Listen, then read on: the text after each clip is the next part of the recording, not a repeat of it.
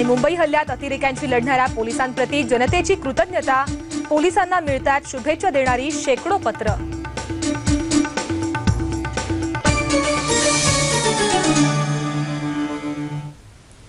दहशतवादी हल्ल्यानंतर मुंबई पोलिसांवर शुभेच्छा देणाऱ्या आणि अभिनंदनाच्या पत्राचा वर्षाव होतोय।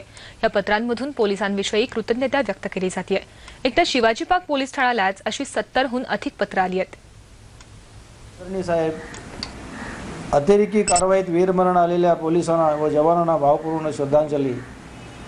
संपूर्ण पोलीस दलाच्या शौर्याला सलाम।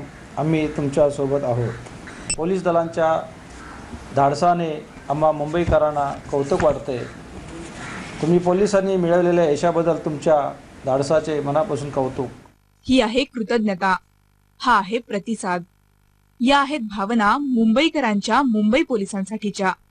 ज्या पोलिसांना एरवी सतत टीकेचं लक्ष केलं जातं, त्या पोलिसांना मुंबईकरांनी केलेला हा मानाचा मुजरा। दहशतवादी हल्ल्याला ज्या धैर्यानं मुंबई पोलीस सामोरे गेले, त्या धैर्याची मुंबईकरांनी पत्राच्या रूपात दिलेली ही पोचपावती। दहशतवादी हल्ल्यानंतर मुंबई पोलीस दलातले अनेक जण अजूनही घरी गेलेले नाहीत।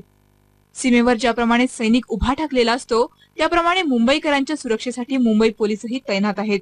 त्यांना आपल्या घरच्यांना भेटावंसं वाटतंय, त्यांना त्यांची चिल्ली पिल्ली बोलावतायत। पण देशावरचं संकट जाणून पोलीस दलातला शिपाई सुद्धा घरी गेलेला नाहीये। या देशाबद्दलच्या भावना आहेत, त्या समाजाचा एक जागृत नागरिक त्याच्या भावना आहेत। कारण देशावर संकट आला की प्रत्येक भारतीय स्वतःला भारतीय समजतो आणि सगळे आपण एक होतोय, ही फार चांगली गोष्ट आहे। या पत्रांचा ओघ दहशतवादी हल्ल्यांच्या दुसऱ्या आठवड्यापासूनच सुरू झाला। या भावना त्यांनी एका अल्बमच्या स्वरूपात बंदिस्त करून ठेवण्याचा निर्णय घेतलाय। ETV news, Mumbai.